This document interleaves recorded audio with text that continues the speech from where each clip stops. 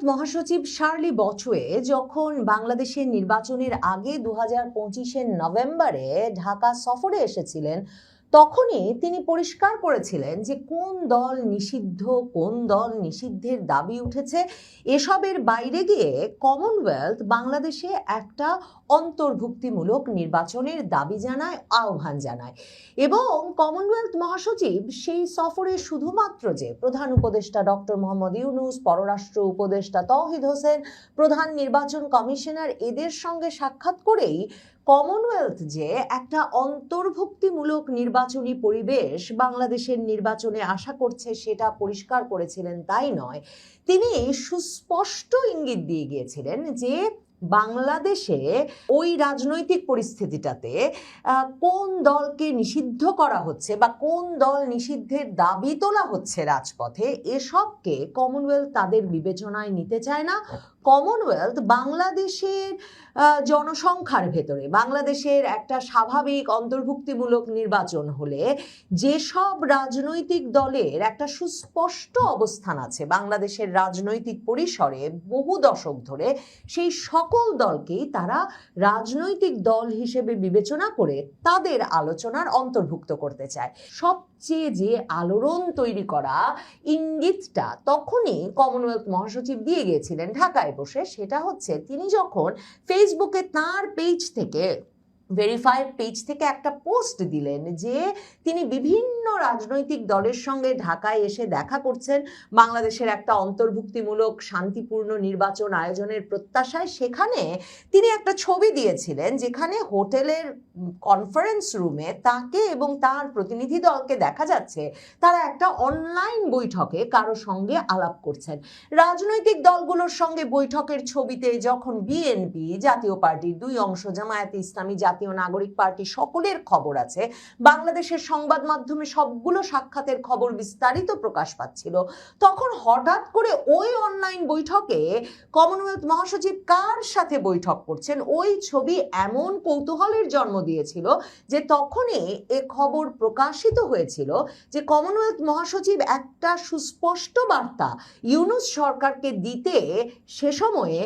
ঢাকায় ওই হোটেল থেকে বসেই অন্য রাজনৈতিক দলগুলোর সঙ্গে মুখোমুখি সাক্ষাতের পাশাপাশি কমনওয়েলথ মহাসচিব একটা অনলাইন বৈঠকে তখনই আওয়ামী লীগ সভানেত্রী শেখ হাসিনা পুত্র সজীব ওয়াজেদ জয়, আওয়ামী লীগ নেতা মহিবুল হাসান চৌধুরী নওফেল এবং ডক্টর সেলিম মাহমুদের সঙ্গে সরাসরি ওখানে বসেই বৈঠক করে গেছেন। এরপর আওয়ামী লীগের সাথে অন্তত আরো 2 দফায় কমনওয়েলথ বৈঠক করে। এমনকি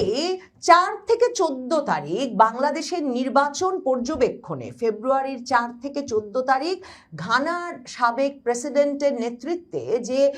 একটা প্রতিনিধি দল পর্যবেক্ষক হিসেবে বাংলাদেশের নির্বাচন দেখতে পাঠিয়েছিল কমনওয়েলথ, সেই দলটি যখন ফেব্রুয়ারি মাসে এসে আবারও জাতীয় পার্টি সহ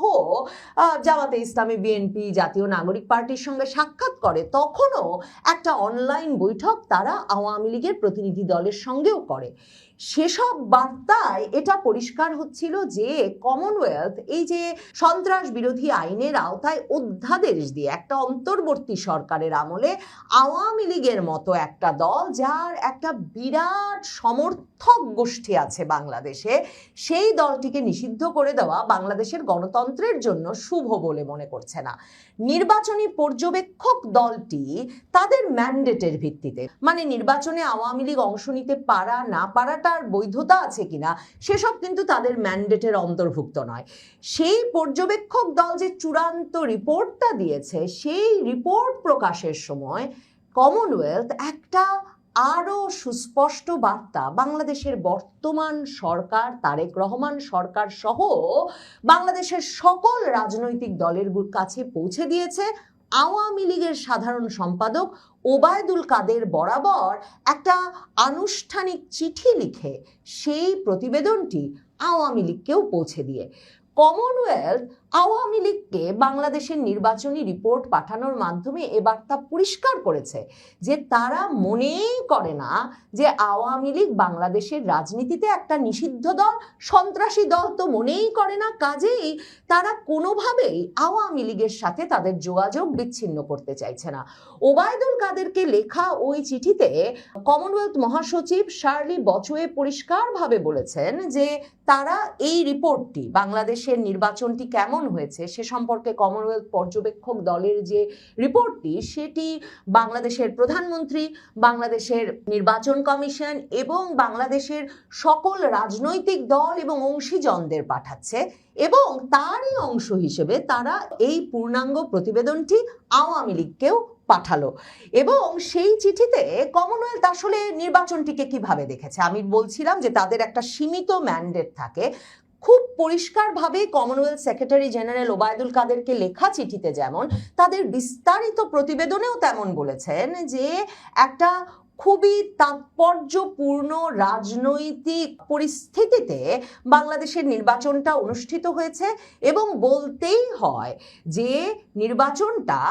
শান্তিপূর্ণ এবং সুশৃঙ্খল হয়েছে। মানে শান্তিপূর্ণ এবং সুশৃঙ্খল, পিসফুল অ্যান্ড অর্ডারলি, এই দুটো বিশেষণ ছাড়া আর কোনো ব্যাপক প্রশংসার বিশেষণ কমনওয়েলথের নির্বাচন পর্যবেক্ষক দল কিন্তু যোগ করেনি তাদের এই চিঠিতে কিংবা তাদের এই প্রতিবেদনে। মানে গ্রহণযোগ্য, অংশগ্রহণমূলক, অবাধ ও স্বচ্ছ, ফ্রি, ফেয়ার, ট্রান্সপারেন্ট, পার্টিসিপেটরি কিংবা অ্যাকসেপ্টেবল কোনো শব্দই তারা শেষ পর্যন্ত, ইনক্লুসিভ তো নয়, কোনো শব্দই তারা ব্যবহার করেনি। তারা অত্যন্ত বেছে বেছে সুশৃঙ্খল এবং নিয়মতান্ত্রিক, অর্ডারলি ভাবে বাংলাদেশের নির্বাচনটা অনুষ্ঠিত হয়েছে সে কথা বলেছে তাদের এই চিঠিতে এবং প্রতিবেদনে। তারা তাদের মূল প্রতিবেদনের 13 পৃষ্ঠায় গিয়ে আওয়ামী লীগ নিষিদ্ধকরণ সম্পর্কে মন্তব্য করেছে এবং সেখানে তারা বলেছে যে বাংলাদেশে বর্তমানে 60টি নিবন্ধিত রাজনৈতিক দল আছে এবং সেসব রাজনৈতিক দল 1978 সালের রাজনৈতিক দল অধ্যাদেশের আওতায় নিয়ন্ত্রিত হয়, পরিচালিত হয়। তারা বলেছে যে সেই রাজনৈতিক দল অধ্যাদেশ 1978 অনুযায়ী কোনো দল যদি বাংলাদেশের সার্বভৌমত্ব, অখণ্ডতা বা নিরাপত্তার বিরুদ্ধে কাজ করে তাহলে সে দলগুলোকে নিষিদ্ধ করা যায়। কিন্তু বাংলাদেশের স্বরাষ্ট্র মন্ত্রণালয় একটা নোটিফিকেশন দিয়ে, একটা নোটিশ দিয়ে আওয়ামী লীগকে 2025 সালের সন্ত্রাস বিরোধী অধ্যাদেশের আওতায় নিষিদ্ধ ঘোষণা করেছে এবং ওই একই দিনে বাংলাদেশ ইলেকশন কমিশনও সাথে সাথে আওয়ামী লীগের নিবন্ধন বাতিল করে দিয়েছে। মানে কমনওয়েলথ সরাসরি আওয়ামী লীগের নিষিদ্ধকরণ বৈধ হয়েছে কিনা সে বিষয়ে প্রশ্ন না তুললেও, মানে দলগুলো নিয়ন্ত্রিত হচ্ছে, গভর্নড হচ্ছে পলিটিক্যাল পার্টিজ অর্ডিন্যান্সের আওতায়, অথচ আওয়ামী লীগকে নিষিদ্ধ করে দেওয়া হয়েছে সন্ত্রাসবাদ বিরোধী অধ্যাদেশের আওতায়, আর সাথে সাথে সরকার অধ্যাদেশ দিল আর নির্বাচন কমিশনও তা বাতিল করে দিল। সেটা যে একটা রাজনৈতিক উদ্দেশ্য প্রণোদিত ঘটনা, অস্বাভাবিক এবং অবৈধ ঘটনা, সেটা খুব পরিষ্কার করে মূল প্রতিবেদনের 13 নম্বর পৃষ্ঠায় লিপিবদ্ধ করেছে কমনওয়েলথ তাদের এই প্রতিবেদনে। এরপর কমনওয়েলথ লিখছে যে প্রতিটি গণতন্ত্রই কোনভাবে তাদের রাজনৈতিক দলগুলোকে নিয়ন্ত্রণ করবে সে বিষয়টা নিজেরা সিদ্ধান্ত নেবে, কিন্তু এটাও অবশ্যই বিবেচনা করা উচিত যে রাজনৈতিক প্রতিদ্বন্দ্বিতার প্রসঙ্গ যখন আসবে তখন অংশগ্রহণ, সহিষ্ণুতা, টলারেন্স এবং এঙ্গেজমেন্ট সকলকে অন্তর্ভুক্ত করার বিষয়গুলোকে উৎসাহিত করা উচিত। এবং কমনওয়েলথ লিখছে নির্বাচনী আইন সহ সকল আইনকে এই বিষয়গুলো মাথায় রেখে নির্বাচনে প্রতিদ্বন্দ্বিতা করতে যাতে রাজনৈতিক দলকে উৎসাহিত করা যায় সেভাবে গঠন করা উচিত। এখানেই কিন্তু কমনওয়েলথের এই প্রতিবেদনটা যে কত তাৎপর্যপূর্ণ সেটা শেষ হয়নি। 12 নম্বর পাতায় যদি যান মূল প্রতিবেদনের, তাহলে দেখবেন যে সেখানে অন্তর্বর্তীকালীন সরকার প্রসঙ্গ নিয়ে আলোচনা হয়েছে এবং সেখানে পরিষ্কারভাবে বলা হয়েছে যে বলা হচ্ছে 2024-এর 8ই আগস্ট সুপ্রিম কোর্টের একটা রেফারেন্স চেয়ে প্রেসিডেন্ট এই অন্তর্বর্তীকালীন সরকার গঠন করে। কিন্তু ভেরি ইন্টারেস্টিং, খুবই তাৎপর্যপূর্ণ, কমনওয়েলথ এখানে সুপ্রিম কোর্টের সিনিয়র আইনজীবী মোহসেন রশিদ যে অন্তর্বর্তীকালীন সরকার এভাবে গঠন করা বৈধ হয়েছে কিনা সেটা চ্যালেঞ্জ করেছিলেন হাইকোর্টে, সেই কথাটাও এখানে লিপিবদ্ধ করেছে এবং করে বলেছে যে যদিও আপিল ডিভিশনের 7 জনের একটা বেঞ্চ মহসিন রশিদের ওই চ্যালেঞ্জকে বাতিল করে দিয়েছে, কিন্তু মনে রাখতে হবে some stakeholders raised concerns relating to the constitutionality of the IGB. মনে রাখতে হবে অনেক অংশীজনই কমনওয়েলথের কাছে অন্তর্বর্তীকালীন সরকারের সাংবিধানিক ভিত্তি নিয়ে প্রশ্ন তুলেছে। কমনওয়েলথ এরপর ওই প্রতিবেদনে মন্তব্য লিখছে যে অনেক অংশীজন তাদেরকে এটাও বলেছেন যদি অন্তর্বর্তীকালীন সরকারেরই সাংবিধানিক ভিত্তি না থাকে তাহলে তারা যে যে অধ্যাদেশ এনে যা যা সিদ্ধান্ত নিয়েছে সেগুলোর সাংবিধানিক ভিত্তিও পরবর্তীতে চ্যালেঞ্জ হবে। এরপরেই আওয়ামী লীগ নিষিদ্ধকরণ নিয়ে কথা বলেছে এবং মনে করিয়ে দিয়েছে কমনওয়েলথ যে আওয়ামী লীগকেও একটা অধ্যাদেশের ভিত্তিতে ওই যে যাদের সাংবিধানিক ভিত্তি নিয়ে অনেক অংশীজনের প্রশ্ন আছে সেই অন্তর্বর্তীকালীন সরকারই নিষিদ্ধ করে দিয়েছিল। এরপর কমনওয়েলথ 46 পাতাতেও আওয়ামী লীগের নিষেধাজ্ঞা প্রসঙ্গে কথা বলেছে। সেখানে তারা বলেছে যে ডিজিটালি কি ইমপ্লিকেশন পড়েছে আওয়ামী লীগের নিষিদ্ধকরণে। সেখানে তারা বলছে যে যখন তারা বিভিন্ন অংশীজনের সাথে স্টেক হোল্ডারদের সঙ্গে কথা বলেছেন তখন তারা জানতে পেরেছেন যে যদিও বা অন্তর্বর্তীকালীন সরকারের অধ্যাদেশ অনুযায়ী অনলাইন অফলাইন সবখানেই আওয়ামী লীগের রাজনৈতিক কার্যক্রম নিষিদ্ধ, কিন্তু সোশ্যাল মিডিয়া প্ল্যাটফর্মে ফেসবুকে, ইউটিউবে, টুইটারে মানে এক্স অ্যাকাউন্টে আওয়ামী লীগ দল হিসেবে যেমন তাদের তৎপরতা চালাচ্ছে তেমনি অনেক ন্যারেটিভ, অনেক বয়ান প্রকাশিত হচ্ছে যেগুলো সরকারের দেওয়া বয়ান বা যুক্তিকে সরাসরি প্রশ্নবিদ্ধ করছে।